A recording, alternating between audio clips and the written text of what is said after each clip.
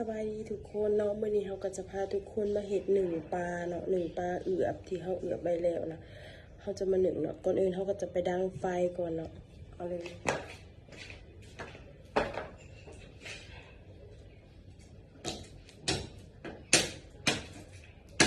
กะหลังจากที่เราดังไฟแล้วเรียบร้อยแล้วเราก็จะพาทุกคนมาเบิ่งปลาที่เรา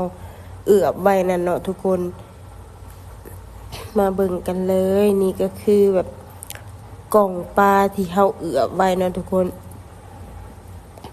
ปลาจะมี2ตัวนะทุกคนนี่เอือบแล้วก็จะใส่กระปุกแบบนี้ไว้เลยเนาะเพราะว่าจะให้บ่ให้แมงวันบ่ให้หยังมาตอมนะทุกคนเราก็จะอัดไว้ใส่กระปุกแบบนี้เลยเนาะนี่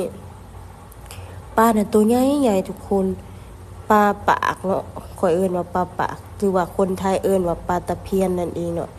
นี่เลยโอ้น้ำมันนัวมันก็ย่อยออกหน่อยนึงเนาะปลาหอมๆเลยทุกคนเอือบใส่ข้าวใส่กระเทียมใส่เกลือแป้งนัวเนาะปลาเนี่ย2โตได้โล1เนาะโคตรใหญ่เลยหลังจากที่เบิ่งปลากันแล้วนะเฮาก็จะไปหาเกี๊ยม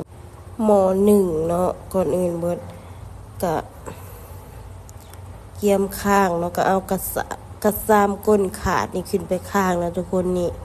แล้วก็เอาหม้อ1ไปใส่น้ำเนาะไปใส่น้ำไปข้างไฟเนาะทุกคนนี่เลย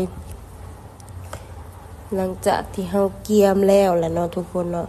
เฮาเกี๊ยมแล้วเฮาก็จะไปหาเอาหัวเนาะหัวที่เฮานึ่งพักนะทุกคนบ่ต้องเอาหัวนึ่งเขาก็ได้หัว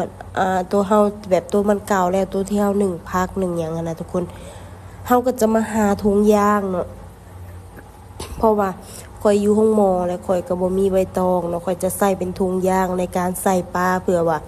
แบบในการห่อปลานะทุกคนแบบเพื่อว่าบ่ให้น้ำนัวมันอยู่ในปลานี่มันไหลออกนะทุกคนให้มันอยู่ในถุงยางนี่เลยเนาะนี่ข่อยจะเอาตัวปลาที่เฮาเอือบนั่นใส่ถุงยางเนาะทุกคนแล้วก็ถอกน้ำนัวมันลงหน่อยนึงเนาะ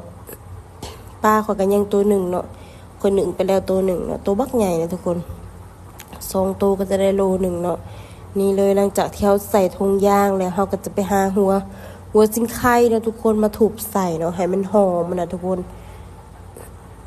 นี่เขาก็จะเกียมหัวซิ่งไข่แล้วก็ขิงเนาะเขาจะใส่หัวซิ่งไข่กับขิงใส่นำกันเนาะเพราะว่าค่อยมากเขาก็ทุบแล้วก็มา